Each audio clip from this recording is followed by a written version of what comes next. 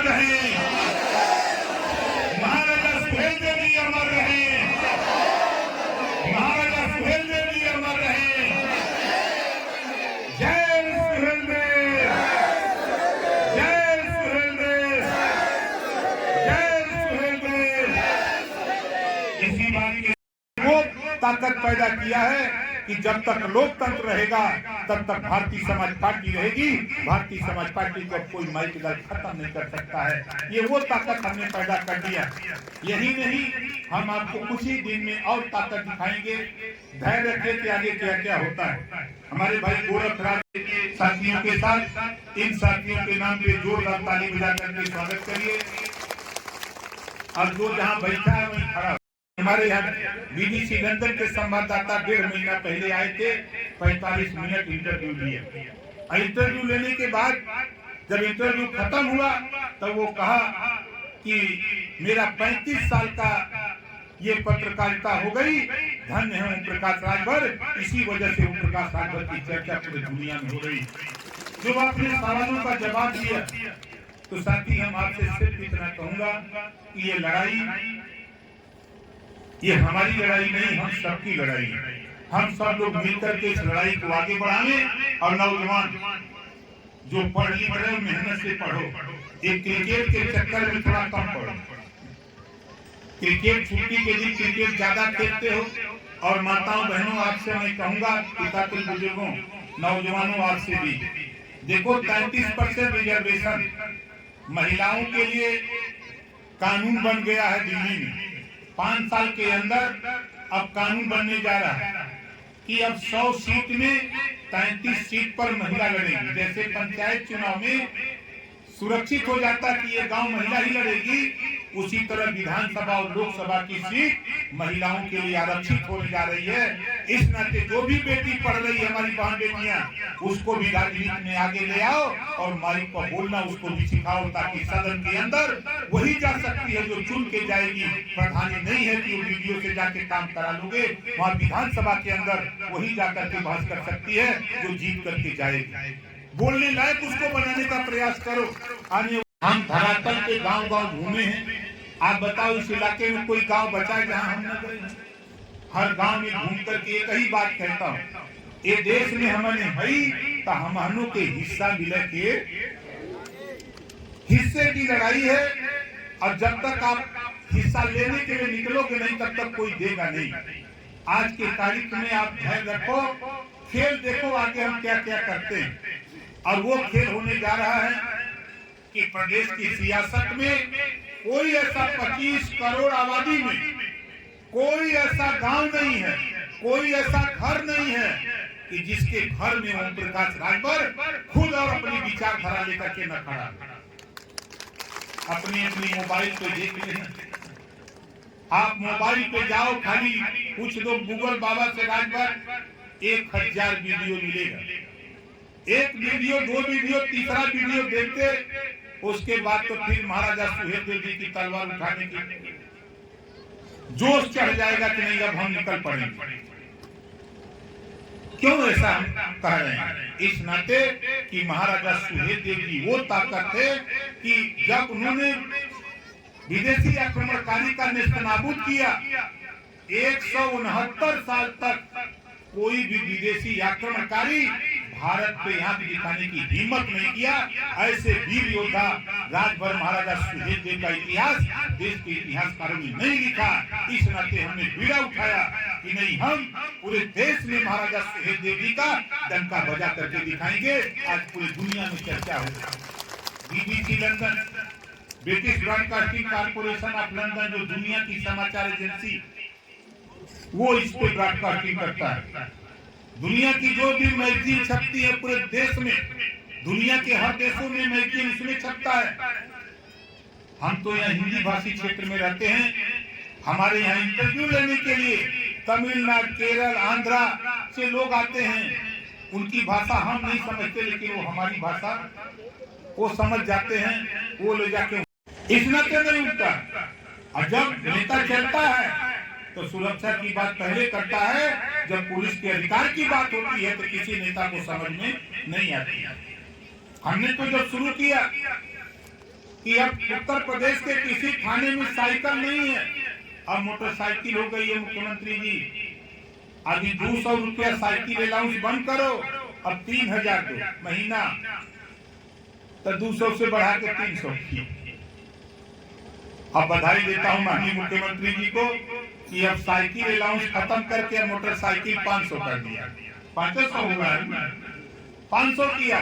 लेकिन धैर्य रखो, सदन लंबा चले तो मैं फिर लगूंगा और इसको 3000 रुपया महीना हम साइकिल मोटरसाइकिल अलाउंस करा करके मांगेगा। और इतना नहीं, इनका वर्दी भत्ता हो चाहे भोजन भत्ता हो, इन सब चीजों को लेकर के हम सदन में क्यों लड़ते हैं? यहाँ बोलेंगे तो लोग सोचते हैं कि यहाँ बोलते हैं। सदन के अंदर जहाँ मुख्यमंत्री जी रहते हैं, विधानसभा अध्यक्ष रहते हैं, 403 विधायक बैठते हैं, सारे मिनिस्टर बैठते हैं, वहाँ सदन के अंदर इनकी समस्या जो मुझे जानकारी है उस समस्या का हल करने के लिए मुख्यमंत्री के सामने रखने के लिए 403 एमएलए में इकलौते ओम प्रकाश राजभर है। इस नाते वो दरोगा जी चर्चा कर रहे हैं। पुलिस विभाग के विषय में कोई बोलता नहीं, सब जगह यूनियनबाजी है, लेकिन पुलिस विभाग में यूनियन नहीं बनने देते। यूनियन बन जाएगा तो अधिकारी के लिए लोग निकल पड़ेगा, इस नाते नहीं बनने देते। कोई जोर लगाता तो वो हटा देते। तो खैर कोई बात नहीं, मेरी लड़ाई साथियों देखिए अब तो काफी ताकत आ गई। अभी आपने देखा हमारे अरविंद सिंह जी खड़ा हो जाइए, जोरदार ताली बजा करके स्वागत करिए। हमारे ये विनोद पांडे जी जो प्रधान है गजेंद्रा, हमारे चंदन जी अभी माइक पर बोल रहे थे, इच्छा में पढ़त रहा था नेता बने बोले हमारी गाड़ी कक्षा 6 में ये और जितेंद्र लड़का था, जितेंद्र। हम इन लोगों को समझाए जाके पढ़ो नेतागिरी अभी मत करो, यही हमसे करना गए तुम्हें। हाँ तो ही नेता रहा तो हम न रहा, हमके जाओ कुर्ता पजामा सिया के आओ। ये सब आए तो तीसरे दिन कुर्ता पजामा पहन के पहुंच गए। कहीं अब क्या करे तो हम नेता हो गए। अरे घर कुर्ता पजामा से नेता हम हम नेता हो गए, जाओ समझाए। आवाज देखो, आज पूरा जिला नहीं पूरा प्रदेश जान रहा है चंदन राजभर को। आज ये लोग समाज की लड़ाई लड़ने का काम किया, उस लड़ाई को हमारे दुर्बल यादव जी जोरदार ताली बजा के दुर्बल जी का स्वागत करिए। बड़ी मेहनत शुरू में दुर्बल जी ने शुरू किया है कि नहीं? बिहार में जो आंदोलन चला उसकी खबर है? नहीं खबर। बिहार में 10-10 हजार, 15-15 हजार, 20-20 हजार, वहाँ समझिए 38 जिले हैं, सिवान, आरा, छपरा, भभुआ, कैमूर, बक्सर, पश्चिमी चंपारण, पूर्वी चंपारण, बेतिया, नवादा, नालंदा, पटना, कैमूर, बक्सर, अररिया, किशनगंज। हम 38 जिले में घूम करके हमने काम कर चुके, सभा कर चुके। अभी कल भी में गोपालगंज जिले की एक भोरे सीट है, उतना वोट तो जौनपुर में किसी सीट पे नहीं, जितना भोरे में वोट है अकेले उतना जौनपुर के किसी सीट पे वोट नहीं है। कमिटी का मैंने देखा, मैं कटिहार गया था, कटिहार जो बंगाल का बॉर्डर है, 7 विधानसभा सीटें हैं, वहाँ 4 विधानसभा सीटें गाजीपुर की जहूराबादी से, इस तरह की सीटें वहाँ हैं। हमने मधेपुरा बंगाल के बॉर्डर पे देखा, सिंहेश्वर विधानसभा सीट है जहाँ 50 हजारों जाने के बाद 10-10 हजार, 55 हजार, 15-15 हजार, 20-20 हजार लोग जुट रहे हैं। तो बड़ी गर्मी वहाँ है। और गर्मी इस बात की है कि यूपी के लोग मिलकर एमएलए एमपी मंत्री बना सकते हैं, तो बिहार के लोग भी इकट्ठा होकर एमएलए एमपी मंत्री बनाकर अपनी लड़ाई लड़ सकते हैं। इस बात की गर्मी बिहार में है। हम नौजवानों से कहूंगा कि थोड़ा सोशल मीडिया हमारे जो साथी हैं उनसे संपर्क में रहो, आपको बहुत अच्छी अच्छी चीजें। मैं 17 तारीख को रहूंगा आपके नालंदा, बिहार का एक जिला है नालंदा, वहां रहूंगा। 24 तारीख को भी कार्यक्रम बिहार में ही हम लगाए, मधेपुरा में। लेकिन आज तो मैं लखनऊ जाऊंगा क्योंकि कल सीएम से मिलना है, और कल शाम को फिर हम चले जाएंगे यूपी के जिला है ये संभल में परसों कार्यक्रम है हमारा।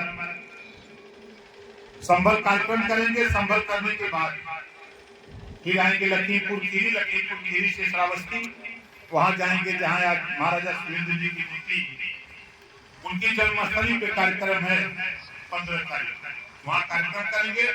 और कार्यक्रम करके हम फिर सीधे बिहार, तो हम अपने काम में लगे।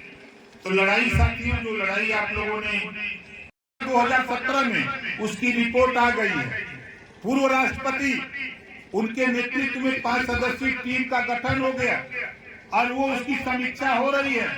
अब 27% आरक्षण को 7, 9, 11 में बांट करके देश की सरकार लागू करने जा रही है। जो तेरा हिस्सा लूटा जाता था अब नहीं लूटा जाएगा। और राजभर भाई, आपकी बड़ी डिमांड, हमारे तमाम बुजुर्ग लोगों ने बड़ी मेहनत किया कि भर राजभर अनुसूचित जनजाति में चला जाए। 17 जातियों का सर्वे मुख्यमंत्री से मिलकर के करा लिया हूं। अब वो शोध संस्थान को फाइल गई है। जो वो काम पूरा होता है तो उत्तर प्रदेश से ये रिपोर्ट आदेश की इनको अनुसूचित जनजाति में शामिल करने का प्रस्ताव भारत सरकार को भेज दिया जाएगा। और 2024 आ रहा है। 2024 में महाराजा सुहेलदेव जी का साफा और पगड़ी दिल्ली की पार्लियामेंट में पहुंचाकर वहां उसको पास कराने का भी काम करूंगा। इतना धैर्य रखना। इस काम को करने के लिए हमारे तमाम साथी लगे हुए हैं। अब आप लोगों से एक सवाल हमारा, लगा होगा नहीं तो लगेगा। सभी विभाग के अधिकारी अपना अपना स्टार लगाएंगे। चाहे आपके खतौनी की समस्या हो, चाहे आपके आवास की समस्या हो, चाहे इलाज की समस्या हो, चाहे आयुष्मान कार्ड बनाने की समस्या हो, सारी समस्या के समाधान के लिए सरकार आपके दरवाजे, आपके गांव तक आने की तैयारी कर दिया है। लेकिन ऐसी कभी व्यवस्था नहीं हो पाई है। 1.5 महीना ये अभियान चलेगा। 1.5 महीना आपकी समस्या के समाधान करने के लिए आपके गांव तक सरकार चल के आ रही है। अभियान का शुभारंभ मैं भी गया था, संजोग से उन्नाव मैं जा रहा था मैनपुरी कार्यक्रम में। तो जबरी हमारे मंत्री जी ने कहा कि यहाँ चलो भाई। मैं गया, वहाँ देखा तो मैं बहुत खुश हुआ कि चलो, जो बात हम लोग दिल्ली बताया, लखनऊ बताया, उस बात का क्रियान्वयन शुरू हो गया है। आपसे भी कहूंगा साथी, आपके गांव में भी कैंप लगेगा। सभी विभागों के लोग आपके गांव में आएंगे तो उस कैंप का लाभ जरूर उठाइएगा। और आज हम चाहते हैं कि देखो भाई, एक चीज आप लोग नोट कर लो, कल क्या होता था क्या नहीं, लेकिन आज धैर्य रखो। अब आपकी ताकत सरकार को भी एहसास हो गया। अब हिस्सेदारी के लिए एक गरीब कमजोर लोगों के, जैसे हमारे साथी ने बताया कि 27% आरक्षण, हम तो काम करते हैं, हमारा वो नहीं। हमारा यहाँ से सिर्फ इतना कहना है कि देखिए, सारी समस्या का जड़ है, उसके निदान के लिए जो भी खुराफात है, बाबा साहब डॉक्टर अम्बेडकर जी ने कहा है कि political power is the master की। राजनीति एक ऐसी चाबी है जिसे सभी बंद दरवाजे खोले जा सकते हैं, सभी बिगड़ी बात बनाई जा सकती है। आज मुझे खुशी हुई कि हमारे नौजवान साइकिल में झंडा बांध के निकले थे। मैं फिर कह रहा हूँ, जब मैं निकला इधर आपके गांव आने के लिए गौराबाद शाहपुर से, अपने मन में यही सोच रहा था कि मैं और भान मोपे से चल रहा था तो कोई मिला नहीं, और मिले तो राजेश राजभर मिले, इन्होंने मीटिंग कराई। और आज आप बताओ, आज का दृश्य आप खुद समझ सकते हो कि ओम प्रकाश राजभर और भारतीय समाज पार्टी कितनी बड़ी ताकत के रूप में उभर चुकी है।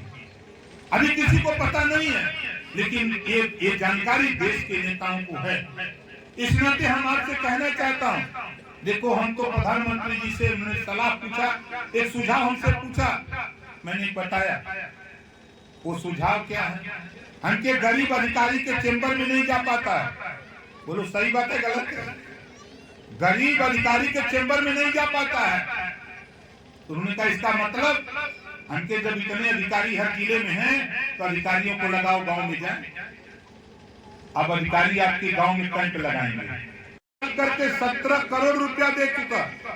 और यहाँ भी आपके इलाके का जो भी विधायक हो, नोट कर लो, आपके इलाके का जो भी विधायक होगा, अभी कल मुख्यमंत्री जिसके यहाँ बैठा था मैं, अभी हो गया हमको अंदाजा कि 25 दिन पहले की बातचीत हुई। हमने कहा कि गरीब परेशान है, उन्होंने कहा क्या किया जाए। हमने कहा निधि का पैसा अगर बढ़ा है तो उसी निधि के पैसे से गरीबों को भी बांटा जाए। एक विधायक को 25 लाख रुपया, ध्यान से सुन लो, तेरे इलाके का अगर जो विधायक है, अगर कोई ऑपरेशन कराना, इलाज कराना है, आप विधायक यहाँ चले जाना, 25 लाख रुपया उसको मिला हुआ है हर साल। ये व्यवस्था हो गई, गरीबों को वो पैसा दे सकता है। सीडीओ को पत्र लिखेगा, सीडीओ चेक बना करके आपके हॉस्पिटल भेजवा देगा, तेरा इलाज फ्री में होगा, 1 रुपया नहीं देना पड़ेगा। 25 लाख रुपया हर विधायक को इलाज हो गया है। अभी आपको पता नहीं, अभी विधायक की लोग मजा लेते हैं। बोलो यहाँ जितने लोग आए हो, किसी को 500 रुपया दिया, 5000 रुपया विधायक ने दिया? बोलो दिया? जानकारी नहीं है तो कैसे लोग, जानकारी नहीं है। लेकिन देखो भाई, राजभर के लोग आप बहुत माहिर हो। पोखरी के किनारे खड़ा होकर के बता दो कि भीतर है कि नहीं है, बोलो, बता देते हो ना यार। जब किनारे खड़ा होकर बता देते हो कि है कि नहीं है, तो फिर यहाँ तो लखनऊ से रुपया आ रहा है, उनके घर का पूरा, किसी विधायक के घर का रुपया हमको भी मिला। हम तो कह रहे हैं हमारे विषय में जिसको पढ़ना है आगे लखनऊ वो पढ़ा दे, चला जाओ इंटरनेट खोल ले। अब खोल करके हमारे वेबसाइट हमारी है, उस पे चला जाए, उसको मालूम हो जाए किन गांव में कितना रुपया, 5 लाख, 6 लाख, 10 लाख, 8 लाख, 12 लाख, 15 का बिल माफ हो जा रहा है। खाली अपना रसीद लेकर के चले जाओ हाई बिल पर। अधिकारी बैठ के कर रहा, नहीं करता बताओ। ये तो मैं समझा करके, लेकिन हमारी मंशा, मैंने प्रधानमंत्री जी से कहा कि देखिए भाई, ये तो खेल चलेगा, लेकिन हम चाहते हैं घरेलू बिजली जो बल्ब जला रहा है, ट्यूबलाइट जला रहा है, पंखा चला रहा है, अपना ही चला रहा है, इस्तेमाल घरेलू बिजली का इस्तेमाल जो कर रहा है, उसका घरेलू बिजली का बिल आप माफ कर दो, पूरा देश हाहाकार आपका करेगा। बोलो सही कहा कि गलत कहा? तीसरा काम हमने उनसे कहा, मैं विधायक हूं गाजीपुर जहूराबाद, विधानसभा के अंदर मुख्यमंत्री माननीय योगी आदित्यनाथ जी को भी कहना पड़ा कि उत्तर प्रदेश में गरीबों के इलाज के लिए अगर सबसे ज्यादा 403 विधायकों में कोई रुपया दिया है तो ओम प्रकाश राजभर 1 नंबर का नेता जो है हमारे विधायक, इन्होंने रुपया दिया है। मुख्यमंत्री सदन में बोले, क्यों बोले? आपसे भी कह रहा हूं, ईश्वर न करे आप बीमार, अगर कोई भी व्यक्ति ऑपरेशन कराना, इलाज कराना, सरकारी हॉस्पिटल से एस्टीमेट बनवा लो, आधार कार्ड और आय प्रमाण पत्र बनवा के हमको दे दो, फोटो कॉपी, हम 10 दिन के अंदर रुपया तेरे हॉस्पिटल पहुंचा देंगे। ये काम हम करते हैं। 17 करोड़ रुपया गरीबों को दे चुका, 1-2 रुपया नहीं।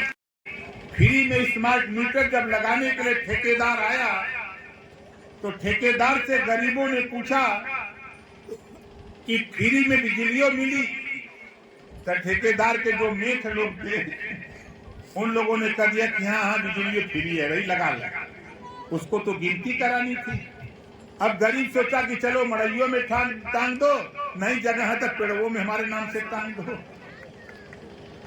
अब वो ले लिया आधार कार्ड, आपने खुशी से फ्री वाला स्मार्ट मीटर और आपने आधार कार्ड दे दिया। अब चुपचाप मार के आप सोच रहे हैं कि फ्री में बिजली आ रही है। अब किसी का 20,000, किसी का 25,000, किसी का 30,000, किसी का 1 लाख बिल आ गया तो आप छटपटाने लगे। बोलो सही है गलत है? इस बात को मैंने इसी शब्दों में, इसी लहजे में देश के प्रधानमंत्री जी के सामने रखा कि सरकार ने जो खेल शुरू किया, जो ठेकेदार था, जो मेघ था, वो ये बात नहीं बता पाया कि भाई ये मीटर तो लग रहा है लेकिन बिजली का बिल आपको देना पड़ेगा। अगर ये बकाया होता तो बकाया नहीं होता, बकाया है, इसके संबंध में विचार किया जाए। अभी हमारे मिनिस्टर ए.के. शर्मा जी हैं, ऊर्जा मंत्री, मैंने उनके यहाँ बैठ करके उनको समझाया। प्रधानमंत्री ने कहा कि आप जाओ उस आदमी से कहो, समझाओ कैसे गरीबों को निजात मिल सकती है। एक कानून मैंने जब ऊर्जा मंत्री को समझाया तो एक कानून बना, शायद हो सकता है उसका लाभ आप ले पाए हो ना ले पाए हो, आज भी चल रहा है 60% 70% को आपको जरूरत है।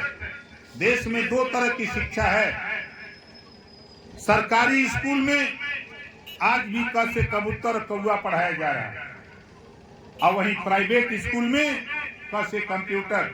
इसी बात को लेकर के हमने देश के प्रधानमंत्री से कहा एक समान शिक्षा करिए और दुनिया के तमाम देशों में शिक्षा फ्री है तो भारत में भी शिक्षा फ्री होनी चाहिए गरीबों के लिए। तो बोलो सही कहा कि गलत कहा? सही कहा। अब देखो आगे क्या हो रहा है।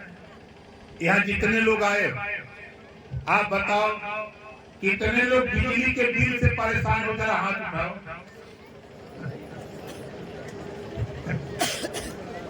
सब लोग परेशान होना।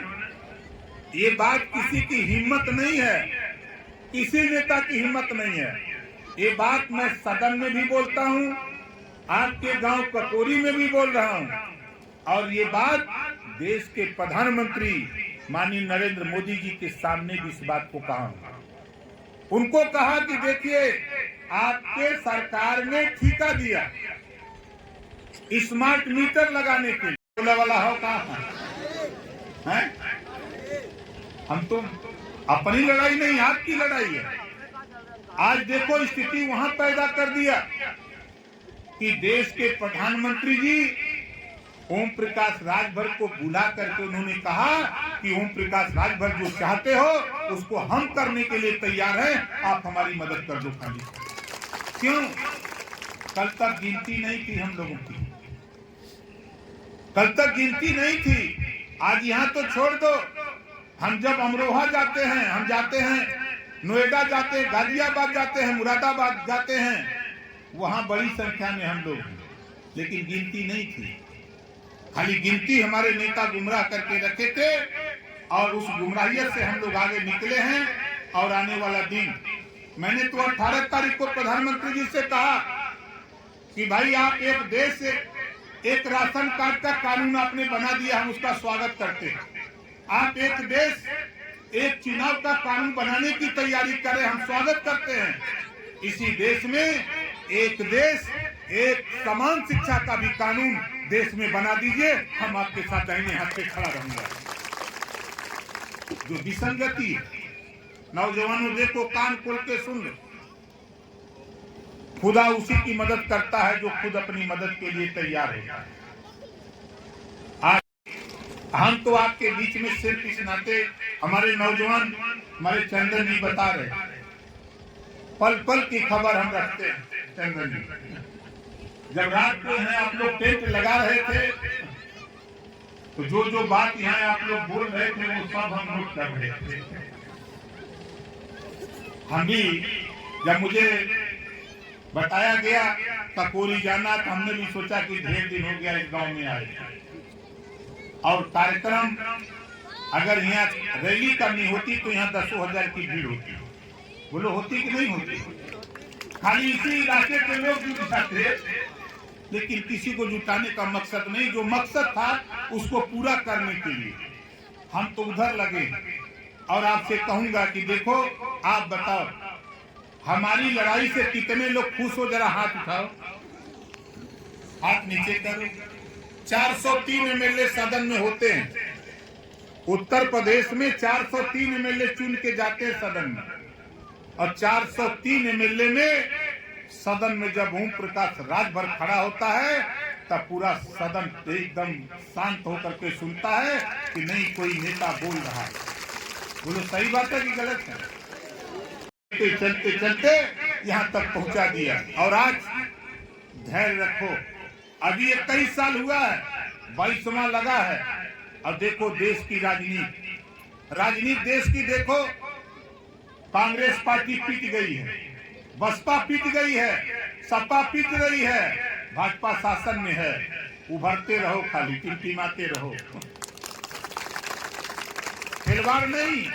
मैं यही नहीं, कल मैं बिहार में था, गोपालगंज। चाहे मधेपुरा बंगाल का इलाका हो, चाहे कटिहार बंगाल का इलाका हो, चाहे औरंगाबाद अररिया हो, चाहे किशनगंज हो, अरवल हो, बिहार के 38 जिले में भारतीय समाज पार्टी वो परचम फैला दिया है कि यूपी से ज्यादा गर्मी बिहार में फैल गई है। आप चले जाओ पंजाब, चले जाओ दिल्ली, आप चले जाओ महाराष्ट्र, चले जाओ मध्य प्रदेश, छत्तीसगढ़, झारखंड, देश के किसी कोने में जाओ, आज तेरी पहचान महाराजा सुहेलदेव जी का साफा और जो पगड़ी का झंडा बना है, आज पीला साफा देखने के बाद लोग कहते हैं कि राजभर ही होगा। आप थाने पर जाओ, पहले गोल थी, बसपा की गोल थी, थाने पर जाते थे तो लोग समझते थे दरोगा जी की भाई बसपा वाली गोल है। सपा वाली गोल थाने जाते थे तो सपा वाली गोल, कांग्रेस वाली गोल, भाजपा वाली गोल, और गरीबन का कोनो गोल तो रहल नहीं। यही वजह जब हमने गोल बनाया तो चाहे सहारनपुर मंडल हो, चाहे झांसी मंडल हो, चाहे चित्रकूट मंडल हो, चाहे आपके इलाहाबाद मंडल हो, चाहे लखनऊ मंडल हो, चाहे आपका आजमगढ़ मंडल हो, चाहे बनारस मंडल हो, 18 मंडल में उत्तर प्रदेश के 75 जिले में आज अगर चर्चा है किसी पार्टी की तो भारतीय समाज पार्टी महाराजा सुहेलदेव जी की चर्चा पूरे देश में है। मुझे खुशी होती है जब हमारे देश के प्रधानमंत्री जी आते हैं भगवान राम के मंदिर उद्घाटन अयोध्या में, वहां भी उनको कहना पड़ता है कि जब तक महाराजा सुहेलदेव जी के विचारों का सपना, सुहेलदेव जी का सपना विचारों का साकार नहीं होगा तब तक देश तरक्की नहीं कर सकता है। ये देश के प्रधानमंत्री को बोलना पड़ा। इसी गाजीपुर में हमारे देश के प्रधानमंत्री, बगल का जिला है, जब आए थे तो प्रधानमंत्री जी ने गाजीपुर में भी कहा कि जब तक महाराजा सुहेलदेव जी के विचारों का भारत नहीं होगा तब तक भारत तरक्की नहीं कर सकता है। क्यों बोल रहे हैं? आपके बगल का जिला आजमगढ़, हमारे सुनील सिंह जी खड़ा हो जाए, जोरदार ताली बजा करके इनका स्वागत करें। आजमगढ़ में महाराजा सुहेलदेव यूनिवर्सिटी विश्वविद्यालय बना है, वो लोग बनाए कि नहीं बनाए? आप चले जाओ, इसी गाजीपुर से सुहेलदेव एक्सप्रेस निकल रही है। आप चलो बहराइच जाके देखो, जब मैं मिनिस्टर था तो 250 करोड़ रुपया वहाँ नानपारा मैदान जो बहराइच जो चित्तौड़ा झील है उसके सुंदरीकरण के लिए और महाराजा सुहेलदेव जी की मूर्ति लगवाने के लिए 250 करोड़ रुपया हमने मंत्रालय से मुख्यमंत्री से मिलकर के सैंक्शन कराया। आज भव्य मूर्ति और पर्यटन स्थल घोषित हो गया। ये काम क्यों हुआ? हिम्मत नहीं पड़ी थी निकालने की, लेकिन हम लोगों के बिरादर हनुमान जी थे। अब आप कहोगे कि कैसे बिरादर हैं? हम लोगों के बिरादर हनुमान जी पतालपुरी गए और राम लक्ष्मण जी को निकाल करके पताल से ले आए। मैं हनुमान जी को बिरादर क्यों कह रहा हूं? आज भी हमारे बुजुर्ग बैठे हैं, जब बच्चे राजभर बिरादरी के छोटे छोटे बच्चे आपस में झगड़ा करते हैं तो बुजुर्ग कह देते हैं कि जाए दई भर बानर है। तो लोग कहते हैं नहीं कहते हैं, भर बानर की संज्ञा दे दी जाती है। और सच्चाई है साथी, अगर इतिहास को कायदे से पढ़ो तो नर, लील, अंगद, हम, जामुन, सुग्री, बाली, हनुमान ये बानर नहीं थे। नहीं, चुनौती देता हूं, कोई अगर इस पे कमेंट करे तो कौन सा बाप कौन सी माँ है जिसके पास 2 बेटी अहिल्या और तारा? अहिल्या की शादी गौतम ऋषि से होती है और तारा की शादी बाली से होती है। बाली क्या थे? बानर। बाली बानर थे। इस नाते ओम प्रकाश राजभर नल, नील, अंगद, जामुन, सुग्रीव, हनुमान, बाली ये बानर थे। कोई माँ बाप ऐसा नहीं है कि एक बेटी की शादी इंसान से और एक बेटी की शादी बानर से करे। इस नाते ओम प्रकाश राजभर हनुमान जी को अपना बिरादर मानते हुए मैंने भी कहा अगर पतालपुरी से वो निकाल सकते हैं तो जो हमारा इतिहास पताल में गड़ा है उस इतिहास को पताल से लाकर जमीन पे खड़ा करूंगा। 14 साल में 2002 में पार्टी बनी। महाराजा सुहेलदेव की बात को हम आपके बीच में बताते और 2017 में 4 एमएलए 1 मंत्री, दूसरी बार 6 एमएलए। अब आगे का खेल आप देखो क्या होने जा रहा है, किसी को पता नहीं।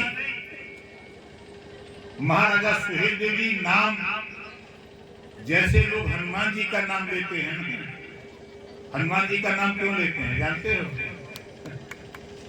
जब किसी को डर लगता है, भूत प्रेत चुड़ैल डाइन बरहम, इसी से ना तो लोग हनुमान चालीसा पढ़ते हैं। उसी तरह महाराजा सुहेलदेव जी वो नाम है जब देश के विदेशी आक्रमणकारी भारत को गुलाम बनाने के लिए बार बार आक्रमण होता रहा, कोई टिक नहीं पाया। बड़े बड़े धुरंधर 585 राजा थे उस समय। उस आताई का अगर कोई मुकाबला किया तो बहराइच का आज भी नानपारा का मैदान इतिहास गवाह करता है कि 40 किलो की तलवार उठाकर महाराजा सुहेलदेव जी ने बहराइच की नानपारा मैदान में नेस्तनाबूद कर दिया। 1000 सेना सहित आज भी इतिहास, लेकिन देश के इतिहासकारों ने हमारा इतिहास नहीं लिखा। तो हमने भी सोचा कि चलो इतिहासकारों ने नहीं लिखा, लेकिन हम हनुमान जी अगर राम लक्ष्मण जी को पतालपुरी तो बहुत दूर नहीं, न जाना चाहे तो बहुत दूर है। जब हमने महाराजा सुहेलदेव जी के इतिहास को पढ़ा तो मैंने पाया कि जो समाज अपना इतिहास नहीं जानता, अपने बुजुर्गों की कदर नहीं करता, वो समाज कभी तरक्की नहीं कर सकता। ये बात बाबा साहब डॉक्टर अम्बेडकर जी ने कहा। मैंने जब इतिहास को पढ़ा तब मुझे लगा कि इस इतिहास को लोगों को बताना चाहिए।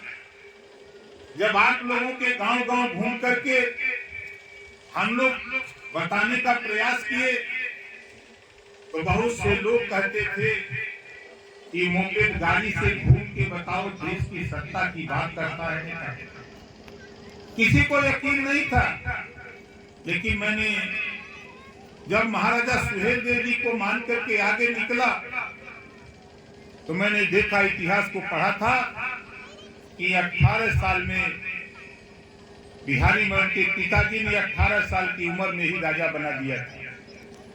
उनकी कुशलता को देखकर हमने कहा जब वो 18 साल में राजा बन सकते हैं और भगवान राम 14 साल वनवास करने के बाद राजपाट पा सकते हैं, तो हम इस समाज की लड़ाई को महाराजा सुहेलदेव जी को हम उत्तर प्रदेश की विधानसभा में 14 साल के अंदर ही पहुंचा करके दिखाएंगे।